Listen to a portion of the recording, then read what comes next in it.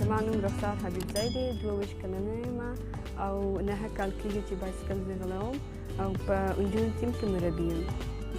زه پوهنتون کې طب وایم، یوازې پنجشنبې او جمعه کې د ټول ټیم سره بایسکل تمرین کوم. ما چې وکتل چې هلکان بایسکل ځغلوي نو زما هم علاقه پیدا شو او غوښتل مې بایسکل وځغلوم او هغه وخت نو هم ټولګي کې وم. په افغانستان کې د بایسکل خصوصي سړکونه نشته. موږ چې هغه هدف او علاقه لرو د دې خاطر عمومي سړک نه کار اخلو نو د دا موږ ته ډېر سخته ده چې په هر سایکل وچلوم. هو یو وارې ټپی شوې یم چې ما مسلکي بایسکل نه درلود نو زه ډېر ټپی شوم او صدمه مې ولیده او زموږ د بایسکل مسلکي امکانات نه لرو.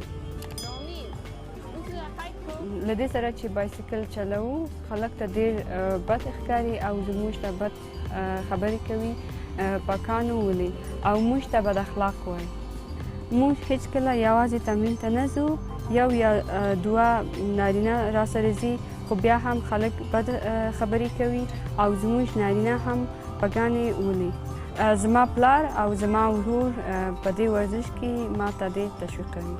اول ځل مې چې بایسکل چلوو ډېر ډارېدم خو اوس نه ډارېږم او خپل تمرین مې کوم او د چا په قصه کې نه یم.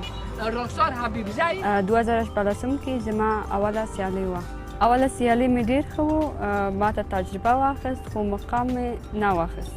8 سیالي مې کړې، 3 مډال لرم چې د کابل تر پغمان پورې او مزار تر تاجقرغان پورې مې سیالي کړې چې اول مقام مې اخیستی او نورو کې مې 3م مقام اخیستی. او په 2014 کال کې زموږ بایسکل ټیم د نوبل پیس پرایز جایزې کې کاندید شوی و.